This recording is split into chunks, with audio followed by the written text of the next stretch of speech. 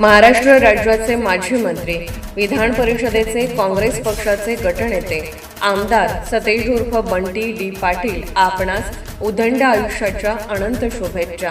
शुभेच्छुक सचिनदादा घोरपडे, माजी संचालक कोल्हापूर शेती बाजार उत्पन्न समिती, समन्वयक राष्ट्रीय काँग्रेस पक्ष राधानगरी विधानसभा, सौ वैशाली सचिनदादा घोरपडे, माजी सभापती पंचायत समिती भुदरगड, जिल्हा कोल्हापूर.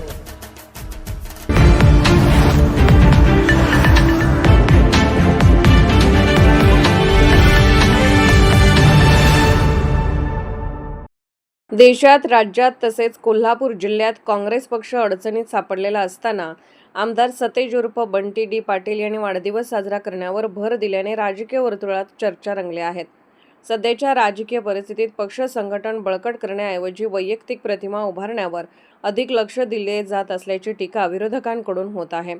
राज्यात काँग्रेस पक्षाला सलग पराभवांचा सामना करावा लागत असताना आणि अनेक ठिकाणी पक्षांची घसरलेली ताकद स्पष्ट दिसत असताना नेतृत्वाने आत्मपरीक्षण करण्याची गरज असल्याचे राजकीय विश्लेषकांचे मत आहे. मात्र या पार्श्वभूमीवर आमदार सतेज उर्फ बंटी डी पाटील यांच्या वाढदिवसाच्या कार्यक्रमांना मोठा उत्साह दिसून आला. दरम्यान मुख्यमंत्री पदाची स्वप्ने पाहण्यापेक्षा सध्याच्या वास्तवात पक्ष उभा करण्यासाठी प्रयत्न करणे गरजेचे असल्याची टीका काही कार्यकर्त्यांमधूनही होत आहे.